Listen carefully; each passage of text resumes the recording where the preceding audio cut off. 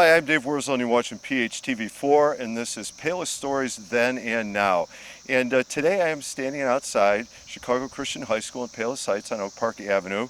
And this school was built in 1962, and yet the interesting thing, this school has a much older history than that. Actually, it began in 1918, and this is a structure definitely not from 1918.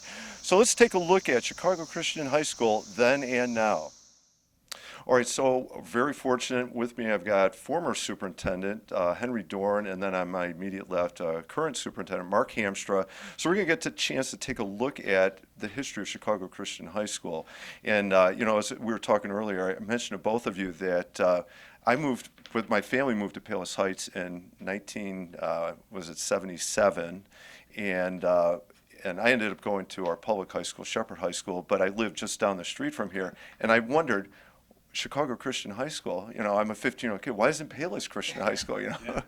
And, but anyway, and then I also heard this school, while it's been here for a while, it actually has a much longer history.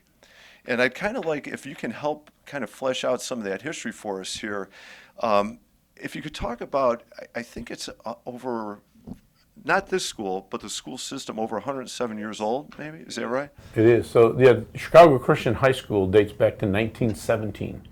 It started in the Englewood neighborhood of Chicago with 14 students. Initially, I think it was 72nd Loomis in a rented building. Then I think it went to like 69th and May. And then in 1927, Dave, they constructed a new high school at the corner of 71st and May. I believe, looking at the records, they spent about $1 million back in 1927. I don't know the conversion. That sounds like we a need lot to of look money. at that. We need to see what that conversion We're thinking too, it today. sounds like a lot of money. Let's see if I get that scroll on the bottom. What is 1 million transferred to today? That's amazing. Now, is that school still there? It is. It's actually the former Chicago Christian High School at 71st and May as part of the CPS system, Chicago Public School System, and it's a Bond Elementary School, but Okay. it still exists. So Bond Elementary School, formerly Chicago Christian Chicago High Christian High School. Yep. So that's why it's Chicago Christian High That's School. why. All right, we Those saw are- that. Those are our roots. Yeah. All right, so that's the first part of it. Maybe can you talk a little bit about that early start in the school then, the motivation to build that school? And obviously that's a serious investment. And I know those numbers are not going to say you start with 14 kids, but those numbers are going to get pretty big over the next couple decades, right? Yeah. The school grows pretty quickly to like 600-700 kids. And I would say, Dave, the way to think about it, we're a distinctly Christian school, right? Chicago Christian High School. And that commitment to a Christian school has to do with the desire for Christian families to say we need to raise our kids in the fear and knowledge of the Lord. And we as a community need to invest to make sure that our children turn out to be disciples of Jesus Christ. And an important part of that is how do we educate them consistent with what our biblical worldview is, right? Right, with truths from Scripture. With those values. Right. And obviously there's a very strong desire for it because of the way the enrollment's going to go, and there had to be a strong community because of that to invest in that type of school. Now, saying that, I don't know if I should quiz you, you guys can quiz me, because I did look this up, I've got the answer for you. So if somebody's going to school in 1918, tuition, do you know what they were paying? I don't know. You said you looked it up? I did. And that's why when you say the $1 million, I'm thinking, I'm going to make a guess. It was less than $1. yeah, that's incredible. Yes, it was less than $1. If you sent one child 75 cents, now think 75 cents a month. But the reason I'm throwing that number out there is if the school costs $1 million, 75 cents towards tuition and then the fees to maintain, employee, teacher, or principal. Right, exactly. Yeah, I mean that's amazing to me. I think the strength of this school system, probably from the start, has been there's this community connection between the church, the home, and the school. And with that, there is this sense of community. People volunteer, they give up their time, they give up their resources we imagine that $1 million probably included a lot of people who were tradesmen, that they brought their companies Right. to work to help build the school. Right. Really a community project. It really It's been that is, way yeah. from the start. That's Yeah. kind of the heart of our Still institution. today. Absolutely. Yeah, okay. Tuition, if you had more kids go, it did go up a little bit. I mean, Okay. there was a bonus here. Just to throw out, because I think this is still amazing. If you sent 2 kids, they charged you $1.25 a month. Is that right?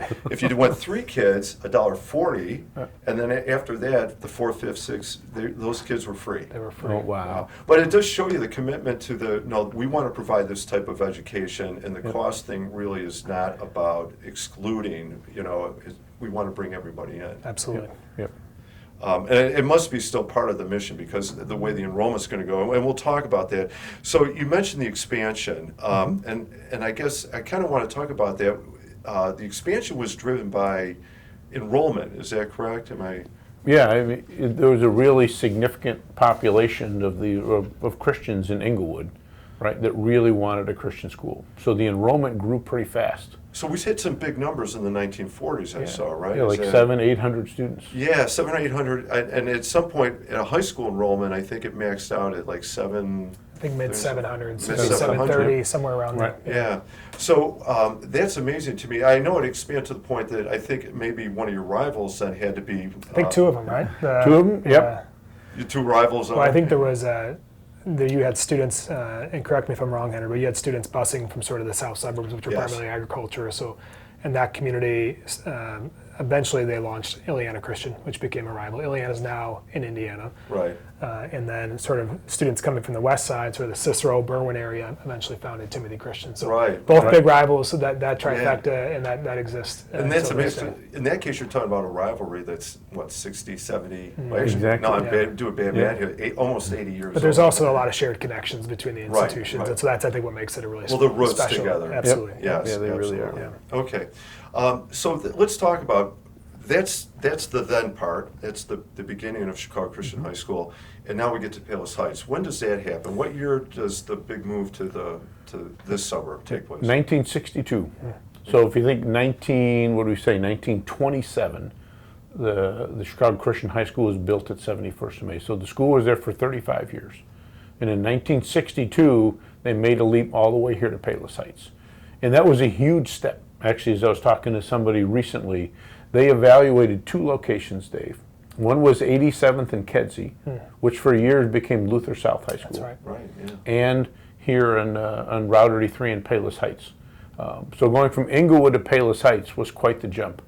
At the time. Do you know how they landed in Palos Heights, how that choice was made? I think one of the significant reasons, Dave, is the sister institution is Trinity Christian College. Okay. And Trinity opened here in 1959 and owned, I think, this entire tract of land.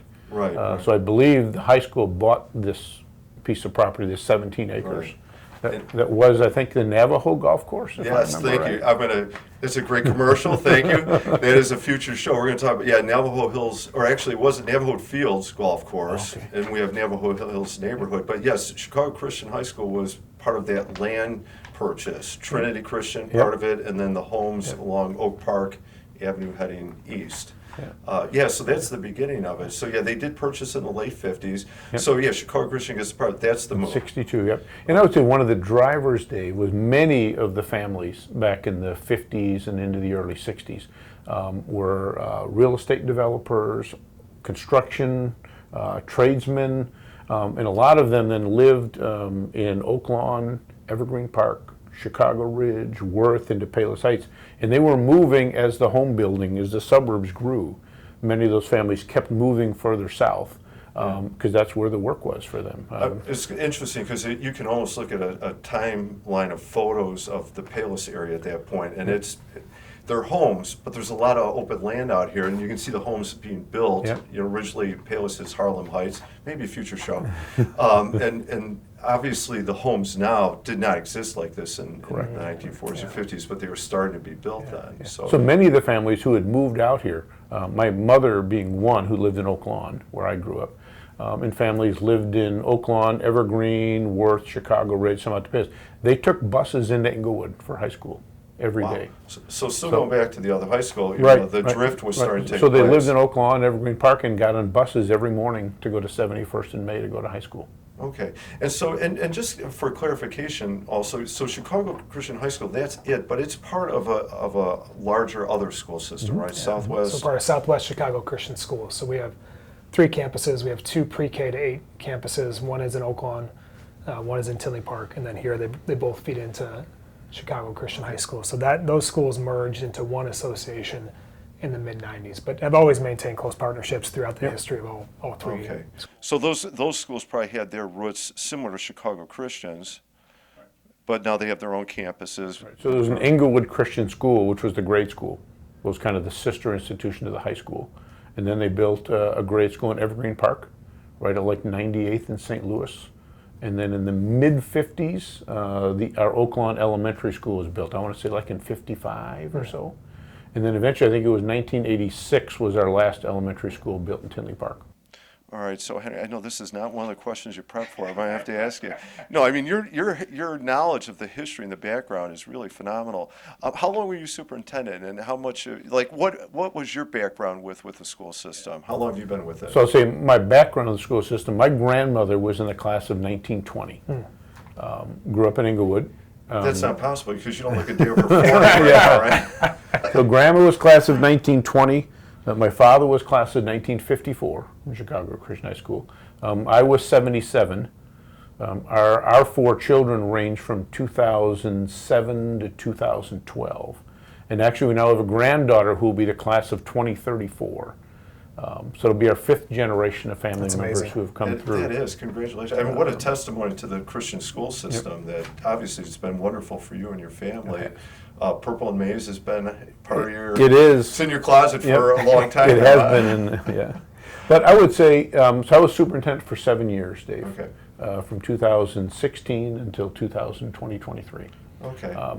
And I would say not only during that time, but in the last number of years prior to that, probably the biggest change has been Chicago Christians' appeal to a much wider group. And over the period of that time now, almost 100 years, but especially the last 20 or 30, Chicago Christian serves a wide variety of Christian families from many denominations, many ethnicities, from different races.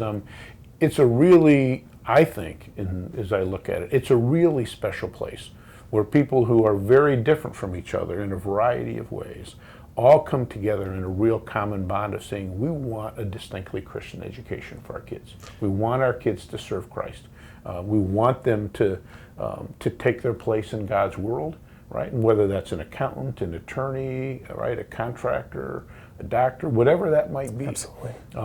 But the common bond that holds all these people together is this Christian commitment. Their right? faith. Yeah, it's their faith, right? Even though the other aspects of their lives are very different.